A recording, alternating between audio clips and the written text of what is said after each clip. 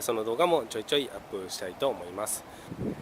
雨漏りでお困りの方に本当に役に立ちたいと思っております。きちんと誠実に調査して、それからきちんと修理工事をいたしますので、ぜひ